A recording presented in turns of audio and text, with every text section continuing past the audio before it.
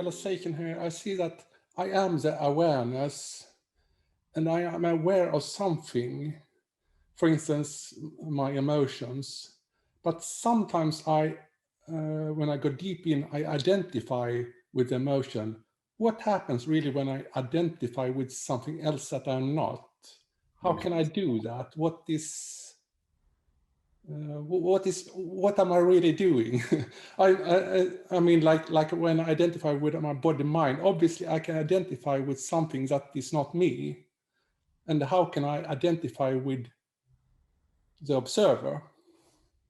Okay, so what happens is, let's say an emotion appears, is where you first started with that.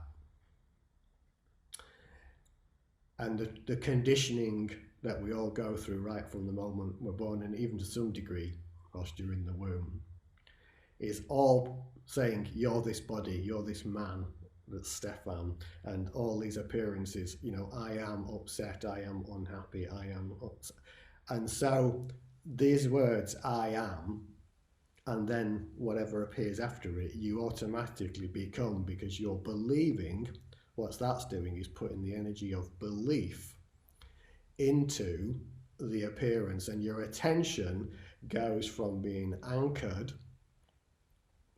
as awareness, it projects out, so to speak, into the appearance, the phenomena, which is, in this case, is an emotion.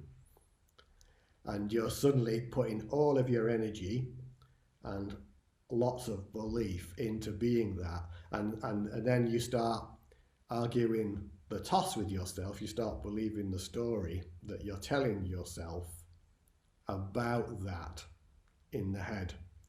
And so all of the attention is going up into identification.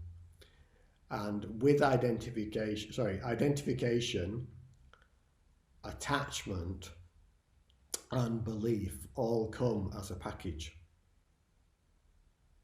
If there's belief there, identification will be there and attachment will be there. And even if one can see, as you might have been sort of seeing, that you had a sort of a degree of realization of that awareness, there's still, because it's not your constant experience, there's still an underlying energy of belief going on in the energy system that may or may not be you're consciously aware of. But the bringing yourself back, or the attention back to the core, it's like there's a moment of choice. It appears as a moment of choice. 1 minute you're lost in thought, you're off on the story, you've become the emotion, everything's gone haywire. But awareness is always there. And at some point, after you've had enough of that, a gap, there'll be an experience of a gap that appears. And this appears as a moment of choice. Do I continue to go with the story, the belief, the emotion, the sensation? Or will I allow myself to embrace this as awareness, as that which I am? And at first, this appears to be, to the mind, hard work, because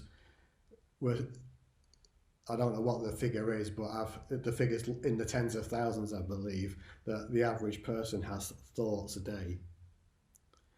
At first, when you kind of get, you might get this yo-yo effect. 1 minute you're in thought, next, backwards and forwards. But the more you bring yourself back, and this is a spiritual practice in itself. Oh, I was lost in thought there. Come back to awareness. Lost in thought, come back to awareness. Lost in thought, come back to awareness. The more that's used as a practice, at first it will appear effortful, but eventually there'll be kind of like a reconditioning or acquaintancing of oneself as awareness that starts to emerge. And it will start to become not the new normal, but natural.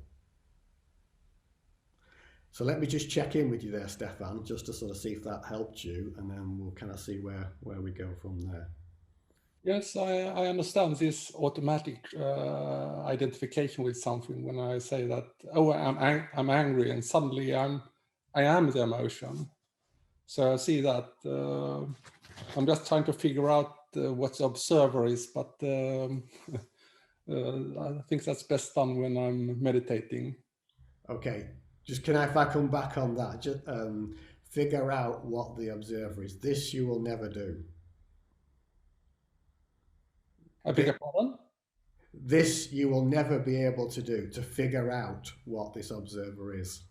No, I don't mean to think about it. I mean to experience it. I try to move into myself to somewhere that is very close. I feel that's something that is very quiet, calm, when I'm not focusing on anything, but really some kind of void within me. It's very peaceful there, and until the mind comes back again. But Yeah. but I don't really feel anything. It's just that there is very quiet.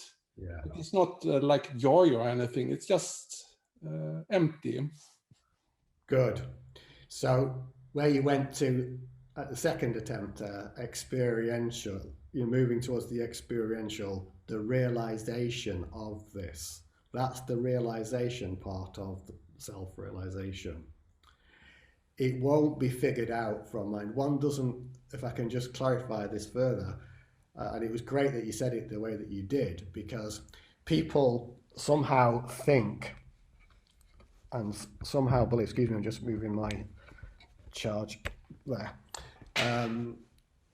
somehow feel that they have to think their way to self-realization, but this will never happen. It's only a realization.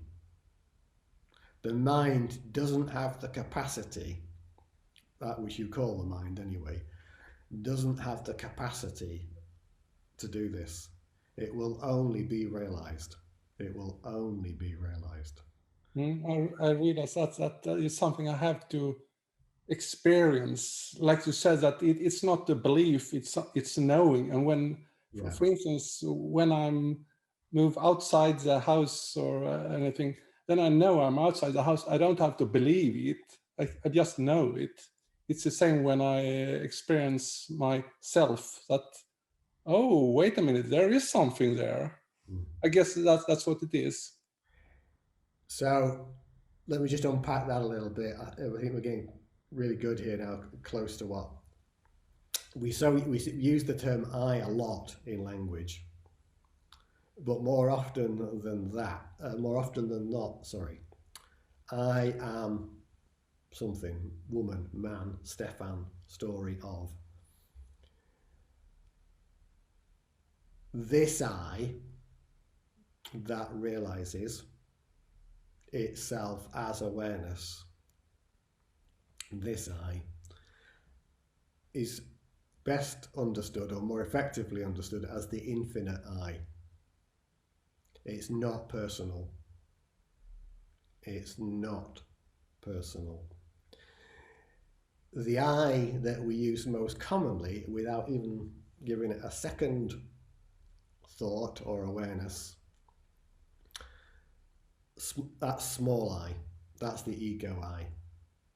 And more often than not in language, in everyday, we're saying I this, I the other, and we mean the small I. But the infinite I is that which recognizes, realizes itself as that, and that it's never not been that. And that this idea that one is Stefan, the man and the story, is just an appearance. It's nothing wrong with it, because that awareness has chosen to express and experience itself in the form of Stefan, the facet of the diamond. But it's still the awareness. It's still the awareness. So it's wise to be a little bit careful when we use the term I in the context, particularly on an environment like this, where we're focusing very much on self-realization. In everyday language, it would be a bit stupid, but as awareness grows, and particularly in environments like this, it's worth being aware what it is that's being said. More often than not, it will be we're referring to the identity